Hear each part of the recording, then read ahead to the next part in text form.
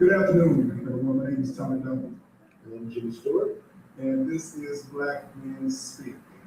Welcome, everyone. We are going to kind of delve into a topic and evolve on a sheet that we did not too long ago on what Talib Starks on Freedom University identified as the five biggest problems with the Black community in America. Kind of reviewing through those things, we're going to kind of focus on the things that we feel are important. But those top five things were victimology, or blaming everyone else on their problem, black on black crime. That's pretty obvious. Too many baby mamas, too many black women taking care of and having children on their own without a husband and a father. Of course, the lack of diversity of thought. Generally speaking, most folks lean to left, but there's very little acceptance of other thought, and then obviously allegiance to ultra progressive policy. So we did a shoot not too long ago, and we wanted to kind of put our intellectual capital together and kind of talk about the things that we feel are the biggest issues that we have to deal with. And we're going to break this up into a few areas. One, we're going to have a challenge to the black men in terms of what we feel about And that's what we're starting. We're going to cover black men, we're going to cover black women, and we're going to do our top five lists with black community. So it looks like we're going to be doing a countdown here for at least for the next 2 months. Absolutely. So what we'll do is we'll start with the men and talk a little bit about what we think are the biggest challenges. Yeah, what are you doing? And then we'll probably Ellie Bell, what are you doing? Sure. But let's go ahead and Bell, and we'll kind of what you do our doing? Stop. countdown and What are you doing? focus on one at a time. One at a time. Absolutely. So big issue, incarceration of black men in America. There are today probably somewhere between 2.2 to 2.3 million people incarcerated in America. Probably, if not the highest globally. I think Definitely highest globally, but we have somewhere between 2.2 to 2.3 million people incarcerated. And among those men incarcerated, I think we discussed before, 40% of those happen to be black. And this is a huge issue. Now, when you put it in proper perspective of global stage, when you look at countries like Russia, China, North Korea, few African countries that have really bad incarceration programs, don't have good justice. And for us to lead the world compared to some of the other countries that we acknowledge have really bad human rights record. So, we look at that perspective. It's not just a large prison population, but like you said, it's a large black prison population on top of that. And relative, we're not talking about North Korea, we're not talking about Russia, we're talking about the United States, considered the most modern nation in the entire. That's correct. So when you look at the implications of that many men and that many black men in particular, relative to our overall population, what do you see as the biggest challenge? The biggest challenge is staying out of the system. And we have this mindset of a lot of young men that prison is sort of the rite of passage. We don't necessarily have programs anymore to take young boys from growing up adolescents to men. Kind of like a rice passage. Correct. And there's no father figures around. There's no organization that helps them. So the gangs become the new father figure, then the prison system becomes the whole rite of passage to manhood. But you're really not a serious gangster until you've been in prison. Or that you have some teardrops, which I'm told that means you open teardrop means you shot someone, or clothing teardrop means you killed someone. And these are things our young boys are now turning to nowadays themselves as becoming going from boyhood to manhood. Yeah. And so there was a time, that we embraced our African history, our native African history, where we had rites of passage in terms of taking responsibility for your family, for your community, becoming a man, taking responsibility for your actions. But how we somehow swung to a point where, as young men, we have a more than number of men who feel that you have to take a life to be a man, that you have to produce a life, and unfortunately, sometimes not taking responsibility for that child that you create in order to be a man. I don't understand how that. Yeah, the taking a life and producing a life are all signs of manhood today. And it's not even creating a life and being responsible for it, it's just creating. So when you look at the number, and certainly we'll cover this in more detail on the future shows, the whole baby mama thing. But there's far too many kids being raised without fathers learning leadership in the home. And unfortunately, our community has a lot of this, a great exception. And somehow there just aren't enough reasonable people to counter that whole mindset, change the whole way of living that we're drowning in right now. So we have to find a way, one, to keep our young boys out of the system. There's nothing to be proud of about going to jail. There shouldn't be any such a pride in being fingerprint or picture tape. Because once you're in the system, it becomes so much easier for you to go back into the system. If you stay out of the system, then you have a better chance of staying out of the system. So I think our first step would be to try to reach out to young boys and say, look, stay out of trouble. Do not get a law enforcement reason to arrest you, fingerprint you, picture you, and then you become part of the system. Because at that point, once you're in the system, you're known as a little background check and see if you've been maybe arrested with no conviction. For law enforcement officers, all this means to them is that they just haven't found enough evidence that caught you committing a crime, but they know that you're a bad person. You may not necessarily be a bad person. So, but it always stigmatizes you to society to say that you're not the kind of person that we want to work in our offices or in our companies. Then law enforcement may feel the need to try to get you off the street because you're a thug, you're a criminal, and you've been arrested several times and nothing is stuck. So, we have to bend the rules just a little bit to put you away. We want to do that because it's a bigger picture. Our job is to keep society safe. Right. And it's interesting. I remember seeing a movie not too long ago. It's been a few years out, but there was a movie called The Great Debate. I don't know if you recall it. Yeah. Forrest Whitaker was a minister, and then, of course, there was a young son who was one of the great debaters, or one of the students, at the school. Interestingly enough, he and his family, his wife, his son, were on a trip, and there were these guys. He was driving too fast and ended up hitting a beat. And so he ended up killing these guys. A Caucasian when he came out. And they obviously were giving him the business, and they were disrespecting him. And so he went out and helped the men pick up the pig, and they humiliated him in a way. And they came back, the guy, without begging and pleading for his life, he was a public, and that was something that his son wasn't accustomed to seeing because his father was a minister. He was very confident. He was a very proud man. And his son came up to him and was like, "No, Dad, why didn't you stand up for those men?" And he said, "I need to be a father, and I need my son to have a father."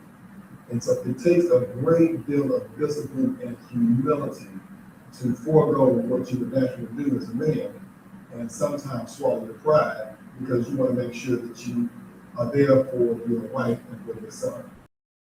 And I think, unfortunately, reached the point where a lot of men have kind of flipped the script on that, and that pride has taken over where the responsibility should be. Not just pride, but pride has a way of causing you not to think.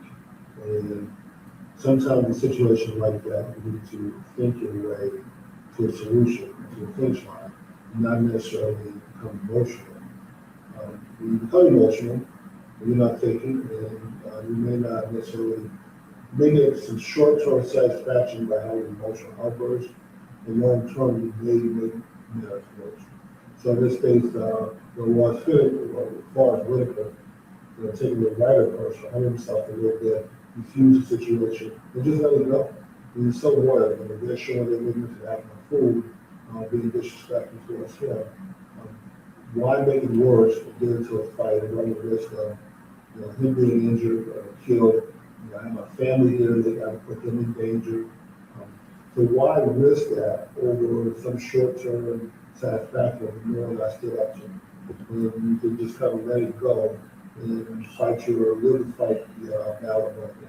Exactly. And even biblically speaking, they said that climate comes with an extra. Yes, that's very true. Okay, but with that being said, this is incarceration rates and taking at least easily 1 million men, fathers, husbands, mentors, engineers, politicians, teachers, out of the equation in our community is catastrophic, and I think it is, truly, truly one of the major issues that we have in our community, especially considering the number of women who are taking full responsibility for being homemaker, for being a et cetera. So it's something that we definitely have to address.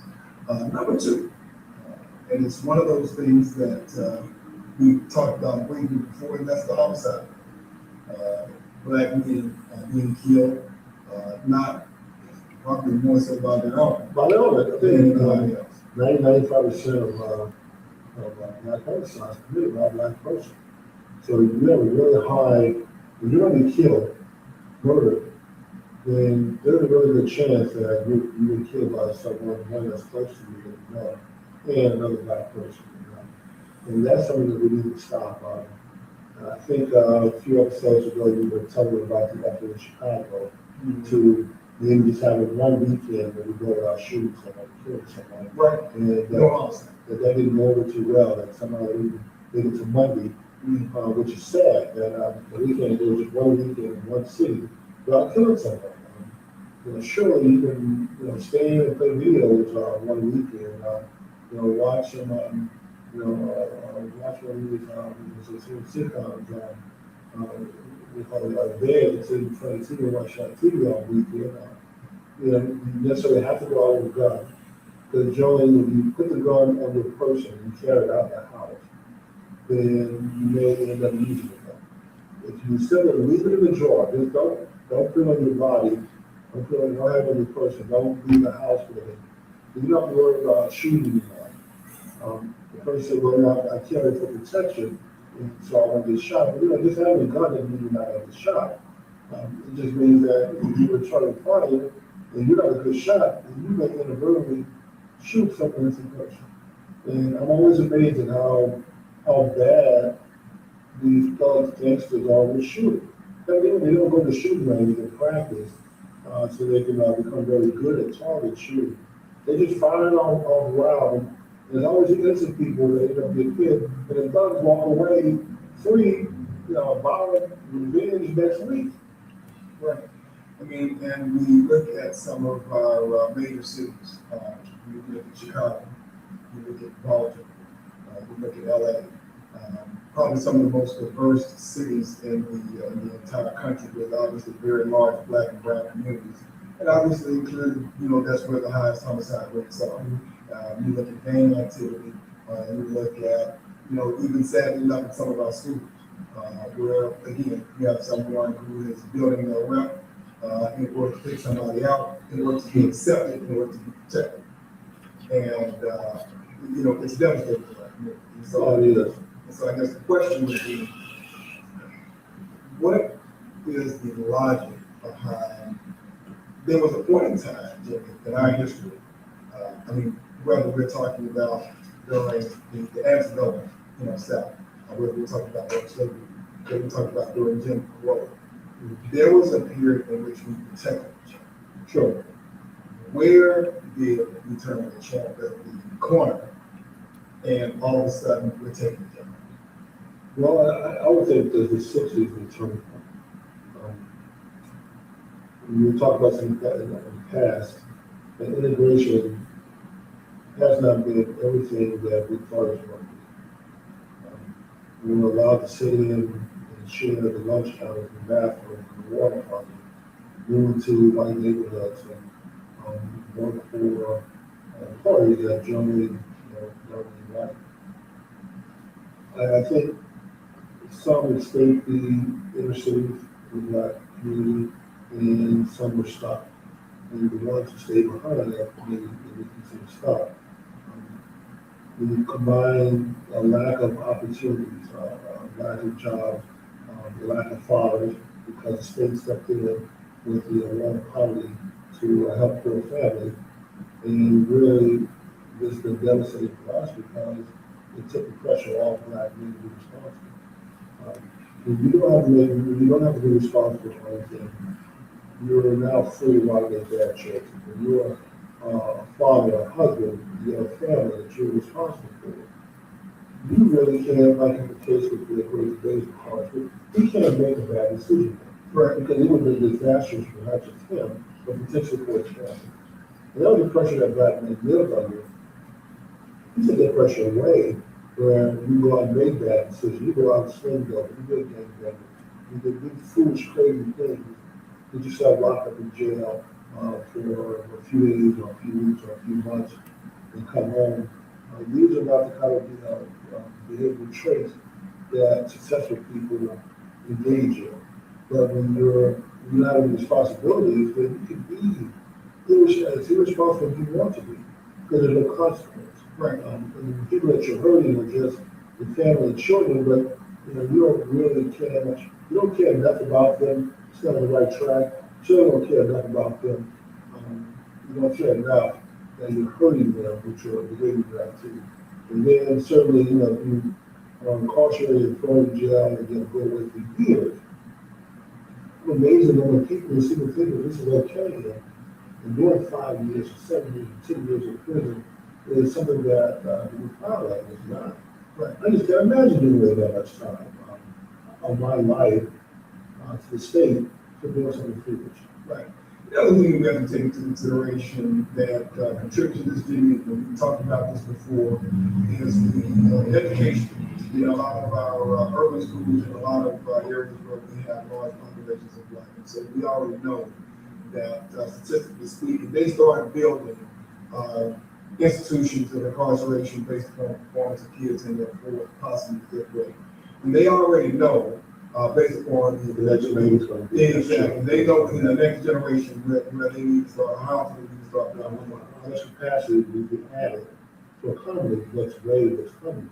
You're right, based on those test scores. And so that feeds into both the incarceration and the homicide. Because if a kid has no future, then typically they're going to end up, they can't do anything legal because they don't have the skills or the opportunities. They're going to end up doing something illegal, which is going to lead them to prison or going to lead them to. And this is why it's important that we try to catch, especially young black boys early.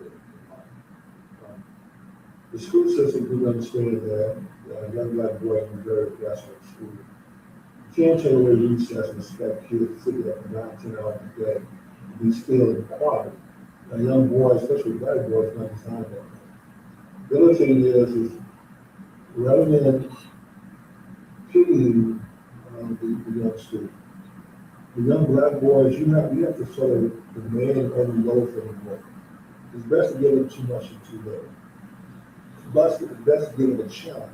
Say, listen, the rest of the class is going to read 1 book a week. I expect you to read 2 books a week. And you also need to stay on track and keep pace. And this is a challenge I'm presenting to you because I know you can do it. On top of lack of belief in another person, kills the desire to move ahead. These kids are sitting in the classroom, obviously they've been taught by a teacher, sometimes you don't believe they're capable, even though young black boys in pre-K and kindergarten are the top of the class when you test them, and then by 6th grade they're in the back of the class, being put in special ed classes. What happened, how do you go from being the most productive, the smartest kid when you first come into the door, and then 6 years later, somehow the system moved you all to the back of the class. Think you're still in the class, right? They may have moved you into a special ed class, they labeled you with some kind of learning disability, which then really dooms you. And of course, we all know what happened. At some point, a young boy give up and drop out of school, which is why we have the highest dropout rate for young black boys in the nation. Yeah, and you have a socialization process. And we also have a unfortunate lack of parental involvement that contributes to the fact that that kid going from the front of the classroom to the back of the classroom.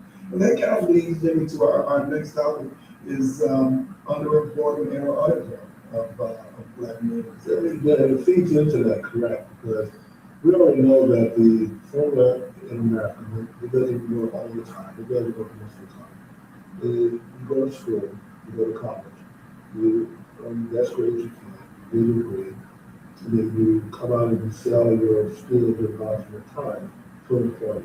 And generally, that's enough to give you a fairly middle class position. You can also apply that to a trade. Um, Technician guys, plumbers, or electricians who make good, very good money on the same process. You just do that. But when you don't have a trade, you don't have a skill, you don't have any knowledge to sell, and like you said, then you are put into a group of people that are going to end up being parasites in society because you can't contribute anything. You're going to feed off the rest of it by stealing a car, by breaking into a house, by putting a gun or a knife on a person, taking a wallet or a purse. You're going to victimize society in some way. And not that you're necessarily a bad person. You're making bad choices in life. It's just that we all want to survive. Like I said, if this is the only way you know to live, then you don't do what you know. And unfortunately, a lot of these kids just don't realize they can do something different. And then the older you get, the more difficult it is to reverse it. Now let's say this, moving to the camera also, I'll say this. I don't care where you are in life, how old you are, how many bad choices you make. You can always overturn that, overcome that. But the longer you wait to try to make changes, the more difficult it becomes. Now, it's possible. If you want this, you work hard to overcome the situation, you can do it. But it's going to require a lot of work. Absolutely. It takes a long time to change habits. Yes. God forbid, we talked about 2 to 4 decades ago. It's a lot easier to change habits when you are 15 or 20, 25-year-old than when you are 40 or 50. If you've spent almost the entirety of your life since you were late teenage in your early 20s incarcerated, well, then there is a psychology that has been built in you that makes it very difficult to be able to reintegrate in society. I have a cousin who spent most of his whole life in prison.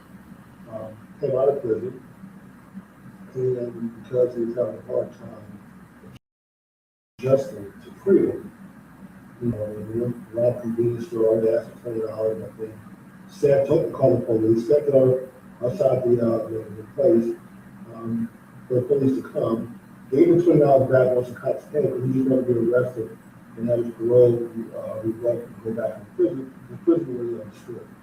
So when he finally got That's out, why you thought he had more control or what was it? I think it was just a matter that he understood prison life. He was regulated, he had free meals, had to worry about trying to find a job, place to stay. He knew people there, and I'm pretty sure after a period of time he had established some rank within the prison system. I don't know how the caste system works there, but out here was just nobody. And so finally a few years ago, he got out, and this time he determined he wasn't going back. He worked very hard. He found a job. He worked in a warehouse job. He worked every day for the extra time, did everything that was asked of him. But anyway, to advance the fast forward, now he's a manager with a company. The company called, he's doing quite well. So my point is that it's not impossible to overcome your past mistakes.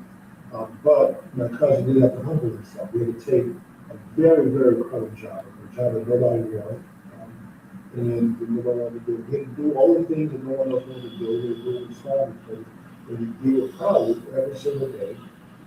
He and I started off as the most he job in the warehouse before. But he did. He paid his dues. He was able to overcome that. So my point is that if you can't read, go to school and learn to read. If you didn't finish high school, go to high school and get your GED. If you have some desire to be any kind of professional person or take up a trade, go do that. Do it on the weekend, do it at night. The thing on the other big thing is stay out of the criminal justice system. Oh, absolutely, absolutely. Because once you have been incarcerated. Once you got that flag on you, it is extremely difficult because it disenfranchises you in terms of what opportunities that you have. When you look at the political system, it takes you off the radar. You can't vote, because this is all you participate, why participate in the system that you can't participate in? So get involved in campaigns, the elections, and keep the issue, but you can't vote, you can leave this thing. I would still say, do the absolute best to fit into society and become a member of society, even with the restrictions of this. Then one of the things that we kind of, keeping up with the unemployment, underemployment of black men, how broad a problem, we may have to consider looking at some alternative strategies because ultimately most men and women within our community do not have access to power that determines where they're going to be employed, having access to networks. I mean, probably with the exception of folks who, maybe go to certain schools, they have a network. And so as a result, they are a lot more agile in terms of moving from place to place within corporate America. But we have to consider some other options, whether that's entrepreneurship, some of the things that you discussed, being a contractor, a trader, where you can make very good money. Right. And especially if you have been incarcerated. But generally speaking, if you have a credential, you're still going to be paid at a certain level below most of their counterparts in the white industry. And so that is the other challenge that you have to deal with, unemployment or underemployment, even though you have the same credentials, whether it comes from a Harvard University or it comes from San Houston. I will do this, Tom, because we're running out of time, we'll make sure we have enough time to talk about the issue in detail. So let's wrap up incarceration. Then in the next segment, we'll move on to our point. So the little time we have remaining, let's talk about a few things that you can do to overcome the situation. So we know that the best thing to do is just stay out of the system. Right. Just don't get arrested, don't get law enforcement reason to The have question laid is, off. when you're targeted, because that is one of the issues. I mean, I have a friend of mine who has a friend doing very well, and his son was going to college, and he was in his father's car, and he was made a profile, but he got stopped, and he happened to be in the car, and there was some contraband there, and he says it wasn't his, and even me when I was in college. I was stopped when I was driving a car just because it happened to be a white car, just because I happened to have a certain hairstyle. And it wasn't just one cop car that stopped me, Jimmy.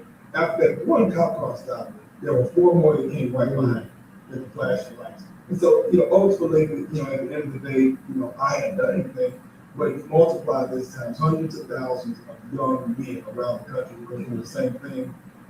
Whether they did something wrong or whether something's planned on, they're being targeted. So let's look at it this way, Tom. This is the advice I give my son because he likes to dress a certain way. You're not helping yourself if you dress, behave, walk, talk like the guys who commit crimes. All you're doing is inviting additional scrutiny on yourself, and that's something that you don't want to do. You don't want to do. Even if you're not doing anything wrong, the cops don't know you from that. But they do know that people that they throw up and lock in city jail, and county jail, state jail, look a certain way, they walk a certain way, they have certain hairstyle, they wear certain clothes, they have certain movements that they do. And so when you're mimicking the thug look, the thug behavior, the thug style that you think is cool, then you really open the door for some additional scrutiny that you may not want. If you take a look at the